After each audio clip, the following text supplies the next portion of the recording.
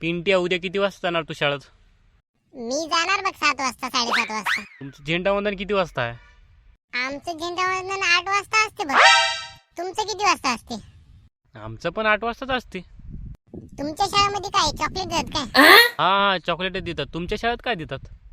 आमचे सर बोलले की बुंदीचा लाडू देणार, माहितीये का? जा तू पण येत असशील तर, आमच्या शाळेमध्ये सगळ्यांना आहे या जमते. नको नको, आमच्या शाळेतच जावं लागते आम्हाला.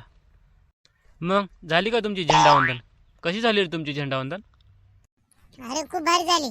आम्ही सकाळी गेलो होतो सायकलनं जाता जाता मस्त तिथं उस्स खाल्ले, हरभरा खाल्ला, जांभळ खाल्ले आणि पोहोचलो शाळेमध्ये. पोहोचल्यानंतर काय तिथं मग राष्ट्रगीत झालं, झेंडावंदन पण झालं आणि नंतर आम्हाला एक एक लाडू पण दिले. आमचे सर तर बोलले होते लाडू होते म्हणून, आम्हाला माहिती होतं लाडू होते. लाडू दिले. मग नंतर आम्ही तिथून गावात आम्हाला फेरफटका मारावा लागते ना, म्हणून गेलो. तिथं जिथं जिथं झेंडावंदन होतं तिथं तिथं लाडू भेटले आम्हाला. नाही म्हणजे तरी 10 लाडू झाले असतील कसे पण. मजाच मजा केली भावा. नंतर येतानी पण काय केलं, येतानी पण मस्त उस खाल्लं, हरभरा खाल्ला. आईच्या गावात नुसती मजाच केली.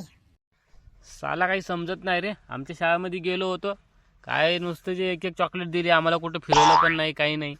तिथंच बसून ठेवलं, काय गाणी गायली काही समजलं नाही. तुला तर म्हणलं होतं आपल्या शाळेत ऍडमिशन घे सरकारी. तू नाही बोलला. ते पप्पा बोलले की नाही तिकडे चांगले शिकते. आता काय बघ बघ मग शिक मग चांगलं. त्याला काय व्हायला, लाडू तर आम्ही खात राहतो कसे बी. येतानी पण आम्ही खूप मजा केली. जाऊ दे, पुढच्या वर्षी बाबाला सांगतो सरकारीमध्ये टाकून द्या, काही नाही प्रायव्हेटमध्ये. लाडू पण देत नाहीत. सांगतो पप्पाला मी, पुढच्या वर्षी येतो तुझ्यासोबत मस्त. Subscribe to my channel.